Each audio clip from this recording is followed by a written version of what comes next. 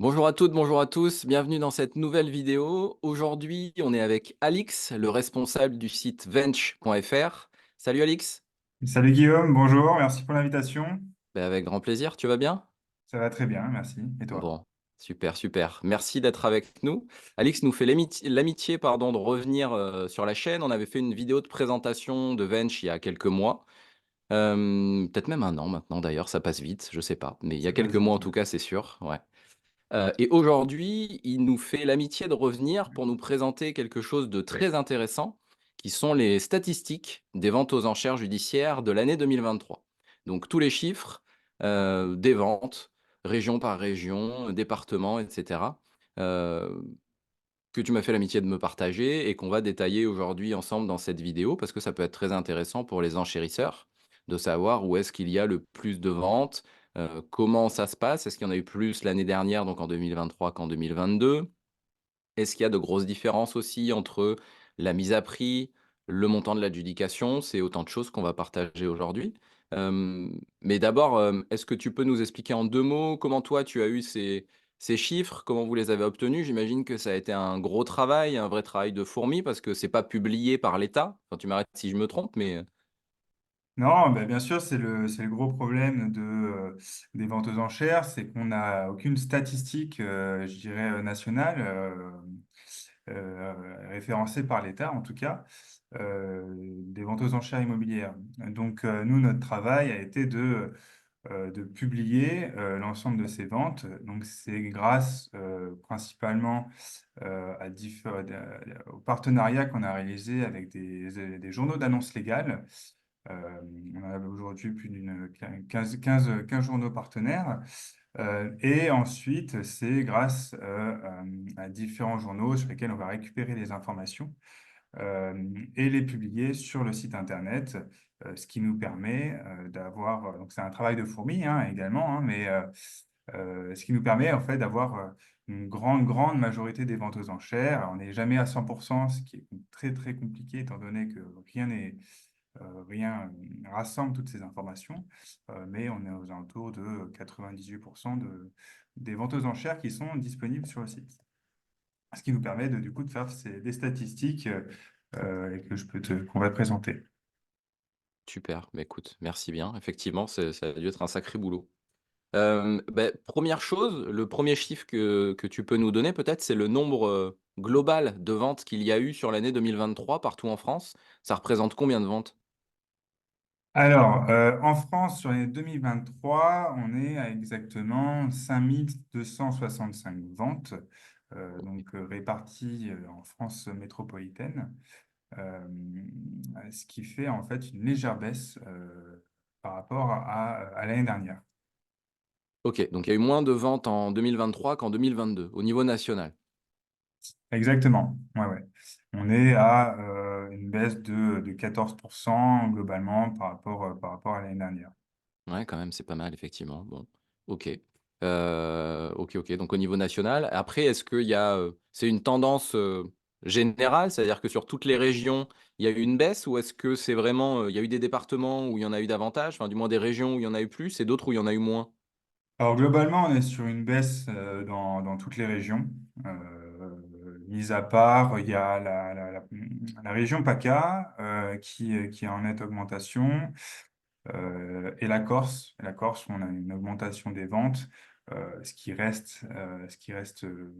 Corse, il n'y a pas beaucoup de ventes hein, qui s'y font, donc il Ouais. y a une grosse augmentation, mais par rapport au nombre de ventes, ça reste très peu.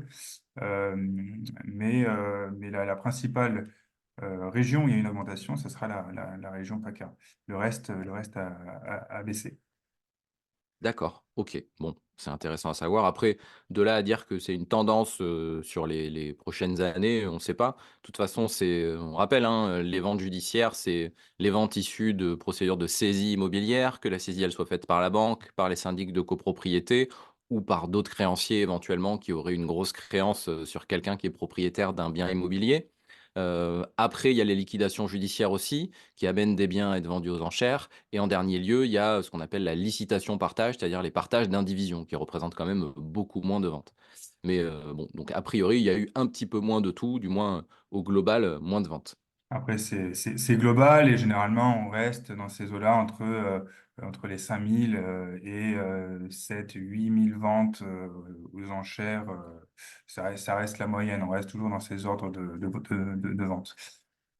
Ok. Et alors du coup, ce qui va intéresser les gens, c'est où est-ce qu'il est préférable d'aller enchérir?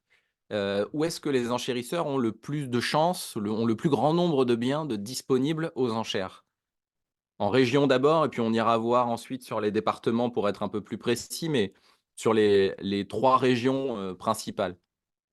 Alors, on a trois régions qui se distinguent largement. Euh, je dirais, ce sera l'Île-de-France, évidemment, parce que par rapport également à la population, hein, il y a énormément de monde qui est dans cette région-là. Donc, ça reste la région où il y a le plus de ventes aux enchères en France. Euh, on a, alors, si tu veux des chiffres, sur l'année 2023, on a 1202 ventes, exactement dans cette région. OK, donc pour toute l'Île-de-France en 2023, 1 202 ventes, d'accord. Ouais. Je suis en train de regarder. Et là, si tu veux comparer du coup à 2022, on a une petite baisse de 3%. Ensuite, là, donc en deuxième position, on aura la région PACA, Ouais, où là, comme on a dit tout à l'heure, il y avait une nette augmentation donc de 14%, avec 870 ventes. ouais, pour l'année donc région PACA, 870 ventes en 2023. Ouais, donc ça, de toute façon, c'est toujours ça le duo de tête en général, c'est sur tous les ans, on retrouve le même. C'est l'Île-de-France en premier et la PACA, qui vient derrière. On a les trois principaux, trois principales régions qui restent on va dire, dans le top 3 si on peut dire ça comme ça, en nombre de ventes. Ouais, ouais, ouais, c'est sûr. Et la numéro 3, je vois, je vais la donner, hein, je l'ai sous les yeux, c'est l'Auvergne-Rhône-Alpes sur 2023, c'était pas le cas l'année d'avant, qui représente 565 ventes, où il y a une légère baisse sur Auvergne-Rhône-Alpes et l'année Ouais, d'avant, c'était l'Occitanie, ouais. ouais, exact, on a une légère baisse. On a une légère baisse. Mmh, c'est intéressant à voir. Alors, je vais, là, on les a sous les yeux. Je vais mettre, dans la vidéo, je vais vous incruster les tableaux, les graphiques, qu'Alix a fait et la carte de France aussi, où il y a les différentes stats, région par région, parce que là, on donne pas toutes les régions de France. Mais, on s'aperçoit, par exemple, que, bon, il y a la Corse qui représente beaucoup moins de ventes, mais bon, c'est normal aussi, c'est un plus petit territoire. Il y a eu que 53 ventes en 2023. Et sinon, l'autre région, qui représente le moins de ventes sur l'année dernière, c'est le Pays de la Loire, avec 146 ventes seulement, mais en fin de compte, c'est aussi lié à la dimension, des régions. Parce qu'on prend la Nouvelle-Aquitaine, qui est hyper étendue, ça représente 511 ventes, mais en termes de superficie, la Nouvelle-Aquitaine, c'est, quasiment 3 fois le Pays de la Loire. Donc l'un dans l'autre, ça c'est pas forcément significatif en termes de nombre, par rapport au territoire que ça représente. C'est clair. Heu, est-ce qu'on peut aller voir maintenant qu'on a vu par région, au niveau des départements, qu'est-ce que ça représente? Bon, on l'a dit, Île-de-France numéro 1 et PACA numéro 2. Quand on va prendre par département et par tribunal judiciaire, hein, du coup, parce que de façon générale, à quelques exceptions près, il y a un tribunal judiciaire par département. Ça représente quoi? C'est quoi le département où il y a le plus de ventes? Alors, le département où on a le plus de ventes, pour le coup, c'est pas le même que l'année dernière. Cette année, on a les Bouches-du-Rhône. On a les Bouches-du-Rhône, on a Donc eu Marseille, ouais, Bouches-du-Rhône avec Marseille, euh, avec 308 ventes. Et là, on a une belle augmentation de 17%. Généralement, les dernières années, on avait vu que le premier département était la Seine-Saint-Denis pour le coup. OK. Ouais, qui est dans le trio de tête, je vois, mais qui est pas premier. Et 308 ventes, ça représente quand même, un peu plus de 25 ventes, par mois. Donc c'est quand même assez conséquent, effectivement. C'est vrai que on est sur beaucoup de ventes par rapport au département, ouais, c'est clair. Ouais, ça fait du volume. Il faut clairement être dans le sud, hein. Quand on est dans le sud-est, c'est quand même un bel avantage, sud-est ou région parisienne. Mais sud-est, c'est pas mal parce que je vois que donc Bouches-du-Rhône, Marseille, tu l'as dit, numéro 1, 308 ventes. Le numéro 2, c'est les Alpes-Maritimes avec 275 ventes, donc c'est aussi, énorme. Donc c'est Nice. Donc si vous êtes, entre Nice et Marseille, bon, il y a de quoi faire, quoi. Il y a de quoi voir venir en termes de volume et de vente. Alors, la particularité pour les Alpes-Maritimes, alors c'est pas peut-être pas une particularité, mais donc là, les ventes se répartissent sur 2 tribunaux, hein, dans les Alpes-Maritimes. Ce sera le tribunal de Grasse et le tribunal de Nice, pour le coup, ce que tu as Ouais. dit. Et pour rester dans le sud, le numéro 4 dans le Var, donc ça va c'est Toulon, hein, si je dis pas de bêtises, le TJ du Var. Alors, pour le coup, on aura le Toulon et on aura aussi Draguignan. Et Adrien, Draguignan, où OK. on a aussi pas mal de ventes. Ouais, donc 188, hein, quasiment 200 ventes encore, dans le Var. Ouais, être dans le sud-est, c'est bien. Du moins, il y a du C'est vrai volume. que, on a énormément de ventes dans le sud-est par rapport à la population qu'il pourrait y avoir, hein, dans d'autres Ouais. régions. Ça reste une région importante et particulièrement du coup intéressante pour les ventes aux enchères. Donc là encore, je vais vous mettre le graphique, qu'a fait Alix avec les 10 principaux départements. Je crois que c'est ça, hein, les 10 principaux que tu as mis, peut-être un peu plus. Et le numéro 3, donc c'est la Seine-Saint-Denis, celui dont tu parlais qui était le plus important en termes de volume l'an passé.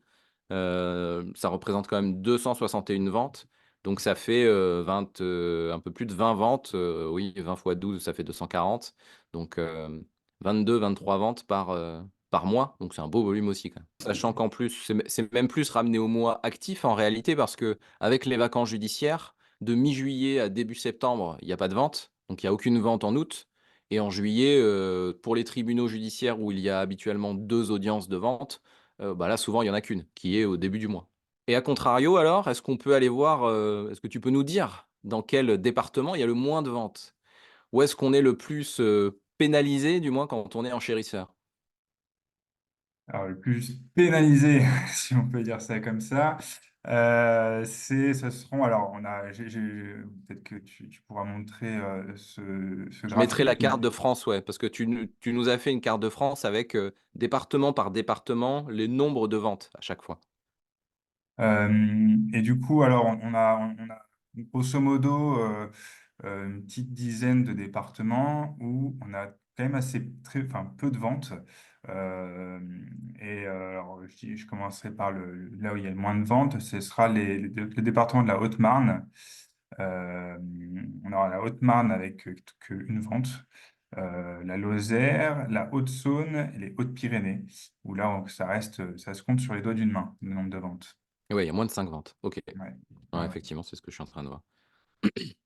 Bon, c'est lié, au fait qu'il y ait une faible densité de population, donc nécessairement ça se traduit par le nombre de ventes. Forcément, OK. ça joue, ouais. Ah ouais. Et puis, en plus de ça, il peut y avoir des ventes donc, dans ces régions-là qui sont vendues aussi ailleurs. Donc, ça peut aussi impliquer une distorsion de la réalité, en fait. Oui, ça c'est intéressant ce que tu dis. C'est vrai qu'on aurait pu en parler en préambule, je vais le faire maintenant. Il y a des ventes qui sont faites pour des biens qui se situent sur un département, mais qui sont vendus dans un tribunal judiciaire d'un autre département. Et le cas le plus fréquent, c'est en matière de succession.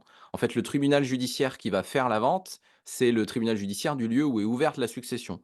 Donc une personne qui décède, je ne sais pas, à Toulouse, par exemple, dont la succession est gérée à Toulouse, s'il y a lieu de vendre tous les biens qui appartiennent à la succession au tribunal pour partager l'indivision, eh bien, tous les biens seront vendus à la barre du tribunal judiciaire de Toulouse, même s'il y a des biens à Bordeaux, à Nantes, à Paris, tout sera vendu, alors en différents lots, mais à Toulouse. Donc effectivement, au niveau des statistiques, ça va être rentré dans le nombre de ventes de Toulouse, bien que les biens soient situés ailleurs. Donc c'est vrai que ça finalement, ça veut dire que dans certaines régions, il peut y avoir un peu plus de biens que le nombre de ventes ne le laisse penser, mais ces biens-là sont vendus ailleurs. Et à ce moment-là, c'est quand même un travail supplémentaire pour, la personne qui s'intéresse aux enchères, parce que c'est souvent moins bien référencé sur, les sites en ligne et alors je ne sais pas, sur Vench d'ailleurs, est-ce que si je configure ma recherche, j'utilise Vench, je configure ma recherche, sur, bah, on va rester sur Toulouse, uniquement sur, Toulouse, mais que le bien est situé, à Bordeaux, est-ce que ça va ressortir vu que c'est une vente du tribunal judiciaire? Et à contrario, pour cette même vente, si je suis investisseur et que je m'intéresse à Bordeaux, est-ce que le fait que ce soit vendu à Toulouse, je vais le voir ou pas? Alors, l'avantage, oui, de Bench aussi, de pouvoir différencier le lieu de la vente de l'adresse du bien. C'est là où justement on a un outil qui peut permettre de différencier où on peut voir par exemple toutes les ventes qui sont visibles dans un autre département. D'accord. Ce qui peut te permettre ça peut être aussi une stratégie hein, de vouloir acheter dans un autre département du lieu de la vente. Ouais, bien sûr, clairement. C'est une des choses qui peut contribuer à augmenter les chances de remporter les enchères parce qu'il y a, en général, un peu moins de visibilité, on va dire. Ou il peut y en avoir un peu moins. Oui, et puis ça implique aussi de se déplacer, enfin, comme ça de... Voilà, potentiellement, c'est ça. OK, super Alix, merci pour ça. Pour avancer maintenant, est-ce que tu peux nous donner la statistique, puisque je crois que tu l'as, au niveau national, nous donner les statistiques de différence entre la mise à prix et l'adjudication finale? Si on prend ces trois régions, on a une différence. Alors, en même temps, je regarde. Euh, alors, pour l'Île-de-France, qui est la première région, on a une différence de 197%. Donc, quasiment du x3, si je dis pas de bêtises, par rapport à la mise à Ouais, prix. d'accord. Bon, en rappelant quand même, donc ça, c'est une statistique, global, donc ça ne veut pas nécessairement dire que, ce sera ça sur, une vente. Ça reste une statistique, donc une moyenne, et en sachant aussi que finalement, l'information, la plus importante, c'est, mais ça pour le coup, c'est ultra compliqué et ça demanderait du cas par cas, c'est à combien quel est le pourcentage de différence entre le montant de l'adjudication et la valeur du bien? Parce que finalement, la valeur de marché du bien, mais ça demanderait, c'est une donnée qu'on n'a pas, qu'on va se calculer nous, investisseurs ou marchands de biens, avant de fixer notre enchère maximale et en tenant compte de tous les frais annexes. Mais finalement, comme la mise à prix, elle est complètement décorrélée de la valeur du bien et qu'il n'y a pas de règle qui dit que la mise à prix, elle est de 50% de la valeur du bien ou de moins 30% ou de moins 70%. Le fait est qu'à Paris, il y a d'énormes différences. Les mises à prix sont très basses alors que la valeur des biens est élevée. Et en région, et notamment sur des dossiers de vente sur licitation, il y a une décote moins importante sur la mise à prix par rapport à la valeur du bien. Mais c'est intéressant de voir que, bah, effectivement, la mise à prix, pour les gens qui, se disent, que ça va se vendre juste à la mise à prix ou juste au-dessus, il ne faut pas non plus s'imaginer que la mise à prix, c'est égal à l'adjudication à venir. Bah, écoute, pour rebondir sur ce que tu dis, effectivement, à titre d'exemple, on a eu une vente, la plus grosse vente la plus grosse vente aux enchères qu'il y a eu en France l'année dernière, c'était à Saint-Tropez, il me semble, et on avait une mise à prix, je crois, à 120 000 euros, et puis le bien est parti à 15 millions. Donc en fait, c'est Bien. complètement décorrélé et se fier vraiment à la différence entre ces deux valeurs, ce sera pas vraiment pertinent. Ouais, ça fait un gros delta là, pour le coup. C'est un gros delta, ouais. Bon, OK, du coup, si tu veux quand même continuer sur les autres régions, ce qui reste à titre indicatif, la région PACA, on est à 310%, 318% d'augmentation. OK, Euh, et on a dit la troisième région, Auvergne-Rhône-Alpes, qui a 220% d'augmentation. d'accord. Ouais, donc c'est quand même, toujours, très important, mais en même temps, c'est cohérent parce que les mises à prix sont souvent très basses, de façon globale un peu partout. Oui, alors j'ai l'impression que c'est aussi la particularité des ventes aux enchères, hein. On a des mises à prix qui sont relativement, enfin pas relativement, du coup, mais très basses. OK Alix, super. Merci beaucoup pour tout ça. Est-ce qu'il y a une dernière information, une dernière statistique qui te paraît importante de partager sur, les données que toi tu as pu traiter et avoir sous les yeux? Alors on a tout un tas de données. Maintenant, qu'est-ce que je pourrais te donner? Peut-être, est-ce que le volume des ventes aux enchères t'intéresse? Ouais, le volume en termes, financiers, tu veux En dire? termes financiers, si Ouais. on cumule tous les ventes réalisées en France, euh, trouvais ça intéressant de voir au final ce que représentait ce volume de transactions. Oui, Euh, tout à fait. et donc, d'après nos statistiques, on est à 495 millions d'euros de Ok. ventes cumulées dans la globalité, enfin en France, quoi. Alors, 495 millions. Je fais le calcul en même temps. Ça fait un gros montant quand même. Divisé par, tu nous as dit 5265 ventes. Alors, c'est une moyenne, hein, ça ne veut rien dire, mais ça fait un prix de vente moyen, du coup, à 94 000 euros. Voilà. Ça veut tout dire et rien dire, mais je l'ai fait, donc je vous le donne. Voilà. Non, mais tu vois, ça veut dire qu'il y a des ventes énormes comme celle que tu nous as donnée là, à combien tu nous as dit? 1 15 million? millions.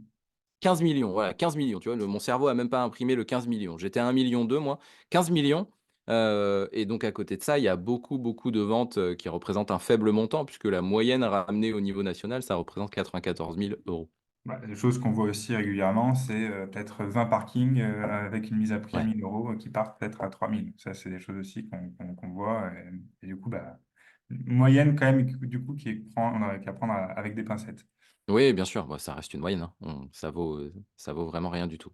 OK, bah, écoute, merci beaucoup Alix, d'être venu nous partager toutes ces informations. C'est toujours intéressant, à savoir et puis, bah, rendez-vous l'année prochaine pour, les stats, 2024, à la fin du premier trimestre ou deuxième trimestre 2025. Merci à toi, Guillaume. À très vite, salut. Salut.